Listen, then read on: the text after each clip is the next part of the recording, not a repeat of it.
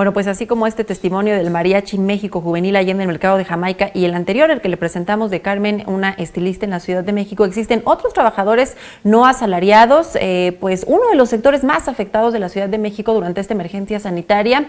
Ante esto, el diputado Temístocles Villanueva hizo un exhorto a la Secretaría de Trabajo y Fomento al Empleo local a implementar medidas de apoyo que garanticen un ingreso seguro para este sector. Para explicarnos esta iniciativa tenemos en la línea telefónica al diputado Temístocles Villanueva. ¿Cómo está, diputado? Muy buenos días, excelente inicio de semana. Pues la situación no está siendo fácil para los trabajadores informales, para los trabajadores no asalariados en la Ciudad de México. Hola, Ale, muy buenos días. Pues así es, la verdad es que esta contingencia no está siendo nada sencilla para ningún trabajador, pero mucho menos para aquellos que no tienen un patrón, que no dependen de una empresa, que se autoemplean en el espacio público. Ahora ya nuestra Constitución los reconoce como trabajadores no asalariados, y hay un reglamento que identifica quiénes son todos ellos. Ya los has mencionado tú, organilleros, mariachis, limpiadores de calzado, vendedores de billetes de lotería. Todas estas personas pues sin duda no tienen una manera de generar un ingreso en estos días, y lo que buscamos desde el 15 de abril fue exhortar a la Secretaría del Trabajo de la Ciudad de México para que se les entregue un apoyo semejante a este apoyo del que tú estás hablando ya, que es el seguro del desempleo.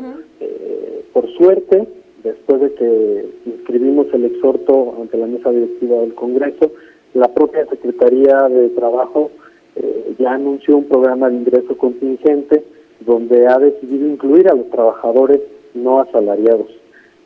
Existe un padrón porque esto del trabajo no asalariado pues requiere una licencia que es otorgada por la misma Secretaría de Trabajo. Son alrededor de 3,000 personas que, además de contar con una licencia, la renovaron el año pasado, y son 4,260 personas que incluye el padrón total de personas trabajadoras no asalariadas que podrían ser beneficiarias de este programa. Lamentablemente el Congreso de la Ciudad se quedó a la mitad de la discusión sobre la ley de trabajo no asalariado, no ha sido aún aprobada, pero hay un reglamento que ya los ampara, y es por ese reglamento que nosotros creemos que ya se podría entregar algún estímulo. Es un estímulo mínimo, semejante, como tú lo comentabas, el seguro del desempleo, son 1,500 pesos mensuales, pero creemos que estos 1,500 pesos mensuales pues pueden ayudar a generar una canasta básica en sus hogares, con sus familias. Y bueno, pues sin duda el gobierno no tiene suficientes recursos para apoyar absolutamente a todas las personas, pero los trabajadores no asalariados sí son un sector vulnerable de la población, y bueno, pues además son oficios que en muchas ocasiones se reproducen dentro de las familias, entonces toda la familia depende de esta actividad comercial.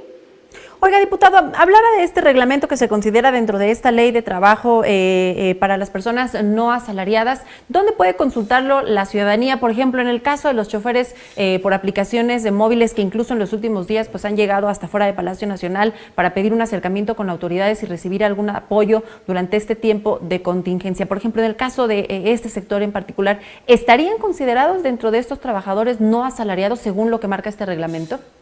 Bueno, resulta que los conductores de aplicaciones sí pagan impuestos.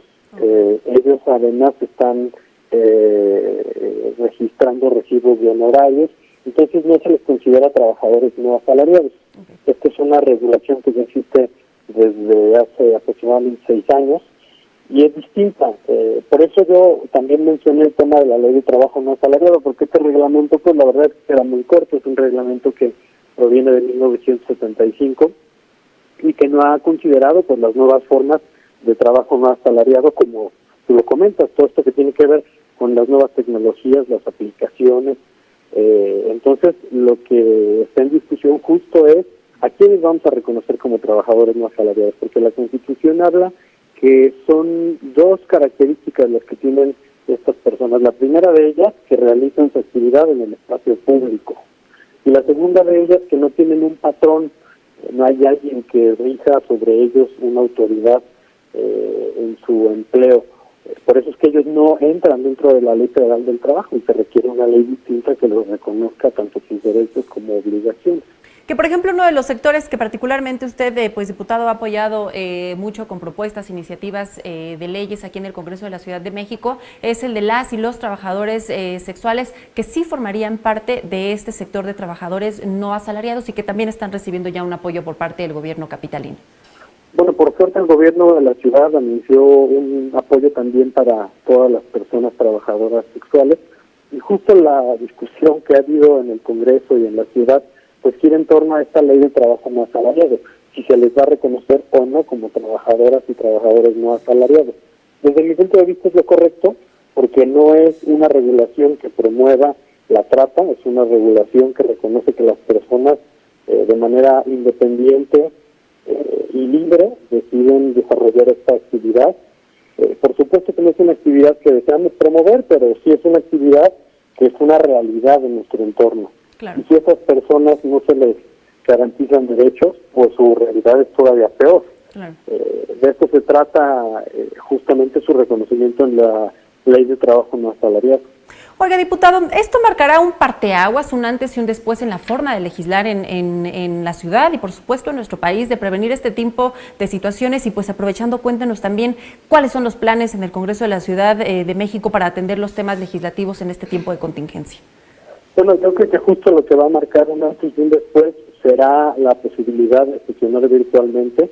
Ya la Junta de Coordinación Política se encuentra en discusión para poder modificar el reglamento del Congreso y que nos podamos reunir cada legisladora, cada legislador desde nuestras casas.